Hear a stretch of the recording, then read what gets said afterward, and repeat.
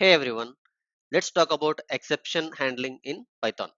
Before we dive into handling exceptions, let's understand what they are. So think of exceptions as unexpected events that can occur during program execution. And exceptions can also crash your program. Let's look at a very common example. Let's say that we have a number 42. You want to divide this number by 0. So division by 0 is practically not possible. And if you try to print this result and run, it says division by 0 error. This is called an exception, and these error messages would be annoying and crash your program. In this case, the result is not printed because line 5 is not executed. As the exception happened in line 3, the program crashed at line 3 and it threw us 0 division error. But instead of letting our program crash, we can handle these exceptions gracefully. And if you look at the basic exception handling structure, it has a try block where the code that might raise an exception goes into. So this block is going to be the main block of your code, and it can have any number of lines. And after this try block, we will have a except block, and the except block will basically handle the exception. So this is where we define what to do when an exception occurs. And we also have finally block, and this finally block will execute irrespective of whether an exception occurred or not after the try block. So basically the try block will be executed first, and if there is any exception, except block would be executed. If there is no exception, it will directly jump into this finally block. Even though if there is an exception, after handling this exception, the finally block will be executed. So this is the basic structure of exception handling in Python. So let us try this out for an example. And for the same thing which we have tried earlier, I will put everything inside the try block. I'll call a try block and I'll put in everything inside the try block. Write on except block here. So this except block will handle the exception. So I want to accept this zero division error. So I'll tell accept zero division error.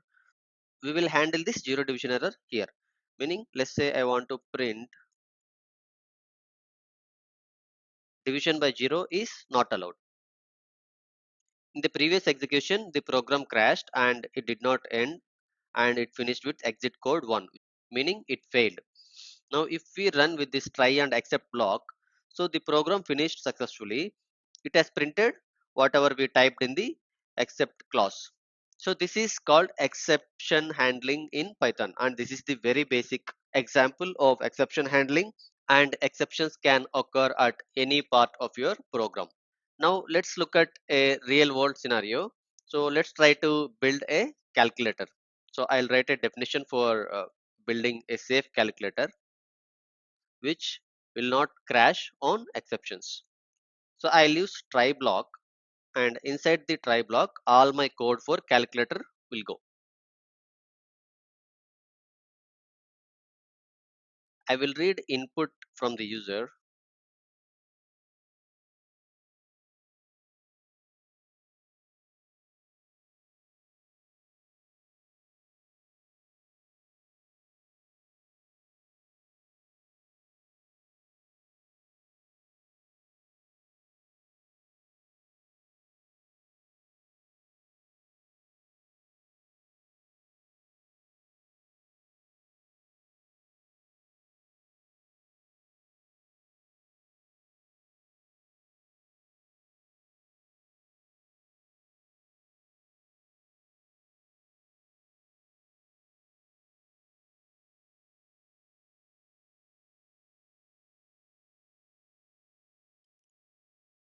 So this is my code. So here basically I am asking the user to provide the first number and provide the second number and provide the operation. So these three will be read from the user. And if the operation is plus, it will do addition. If it is minus, we are doing subtraction. If it is multiplication, we are doing the same. And if it is division, we are doing division, right? And if the operation is not among these, it will raise a value error, meaning it will say invalid operation. So basically, if it sees this value error, it has to fail. But as this code is inside the try block, when it encounters any failure or any exception, it will come to this error. It will look for this exception. So it will look for the value error, and this value error says it has to print something instead of crashing the program. So it will print error, please enter valid numbers and operations. Followed by it will also print this exception. We are converting this exception into string and we are printing it, and it will also accept zero division error. Someone inputs the second number as 0, it will throw out this error saying division by 0 is not allowed. And for any other exceptions other than these two, the value error and zero division error, it will print an exception occurred followed by the exception error message. So as we are doing this mathematical operations, I'll try to convert this input into float. I'll comment out the unwanted code. And basically this is a function. The safe calculator is a function. If you don't know anything about functions, we have discussed about functions in the previous video. Go to the playlist and watch it on come back. So I will just call safe calculator from here, run this code. So it says enter the first number. So my first number is 10, and enter the second number is 20. Enter the operation, I'll do addition. So it has printed the result as 30. So in this case, there is no exception because we entered some good numbers and we entered the operation correctly, and it has finished correctly. And if I run it again and let's try to give some invalid numbers. So first number is 23 and second number is 0, and the operation is I wanted to division. See, we are doing this division by 0 and see what happens. So it says that error division by 0 is not allowed. So this is able to handle the error instead of crashing the entire program. And let's try out few other cases. My first number is 22 and second number is 34, and I wanted to do some power operation. So power operation is not listed anywhere. Let's see what happens. So it says please enter valid numbers and operations. Invalid operation. As soon as it saw this power operation, and in our code we have not mentioned this power operation anywhere, and it goes to else class and it will say the exception as invalid operation, and then it will come to this value error block. The value error is here, basically printing error, please enter valid numbers and operations, followed by the exception. So this exception is this value error. This value error is coming from here, and this is invalid operation. That's why we are seeing this invalid operation here, followed by the exception whatever we have provided in the print statement. And I will attach the link to this code in the video description. You can try this code in your laptop and you can try to execute on various conditions. If you get any doubt, please comment below the video.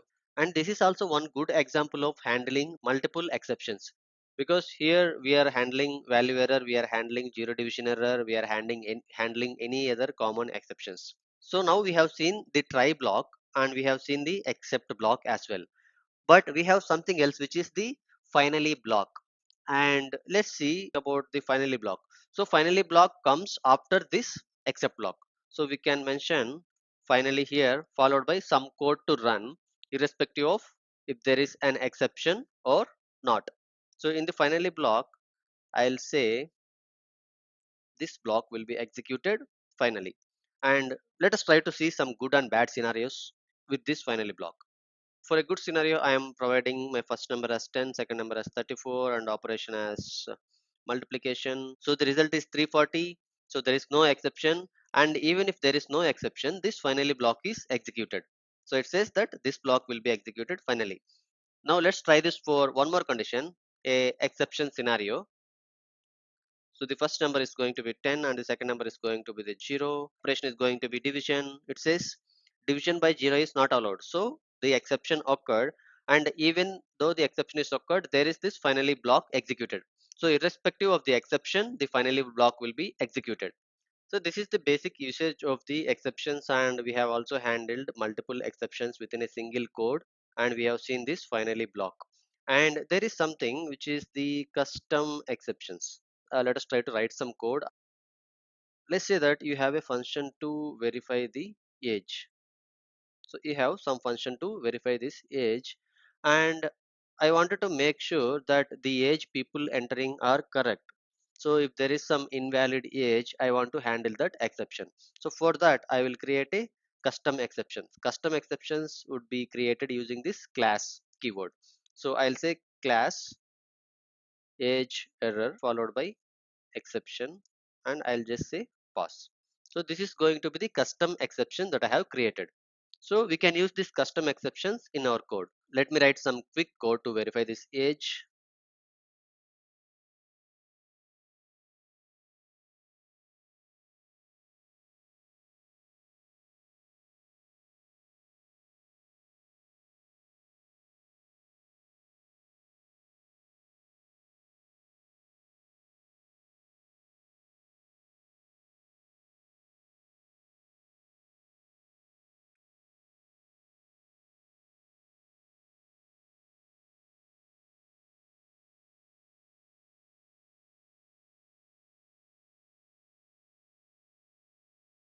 So this is our function. So basically I am asking user to input the age, and then I am trying to convert this age into an integer.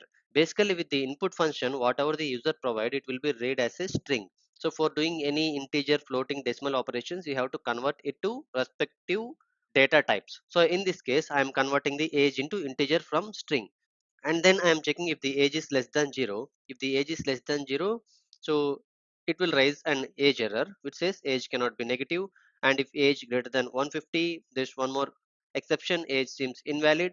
So if age is in between 0 and 150, it will print the age telling that age is valid. So and after this try block, we are having this exception block, because without this exception block, this exception will not be handled. So in the exception block, we are printing invalid age followed by these errors. So these are the exceptions. We are printing that exceptions here. We also have this value error here, meaning if the user is not inputting any number that can be converted into integer, it will throw this error, which is please enter a valid number for age. So this happens when user enters some string a b c d e f or any string other than something that can be converted into an integer. So it will throw value error. Now let's try to run this function verify age, and it says enter my age. Let me enter some number here. So it says age 28 is valid. So if I put something else, now I put something like 199, says invalid age seems invalid. And that is how the exception is handled. And this exception is a custom exception which we have defined, that is age error. So we can define any number of custom exceptions for any reasons in our code based on the use case that we have. And let's also try a negative age minus 9. It says age cannot be negative. And let's also see when this value error will get printed. Let's say if I'm trying to do RT, so it says please enter a valid number for age, because we have provided some string which cannot be converted into int. It's throwing this exception. So this is all about exceptions in Python. Now let's look at a real-time example, which is like the use case is you are going to connect to database and then perform some database operations, and then the important step is to close the DB connection. Now let me write a simple function to do this. So we are not doing this in real time. So I'll just be providing an example function of how it looks like when working with databases. So I'll create a function named database operation.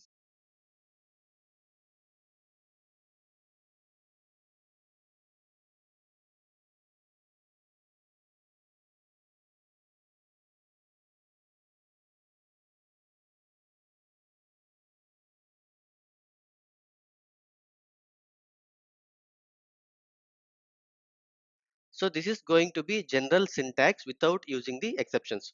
So we are initially mentioning the connection is none, and then we are trying to connect to this database, and this connect to database will return the database connection, and we are executing some query, and after that we are also executing some other query, and then we are closing this connection.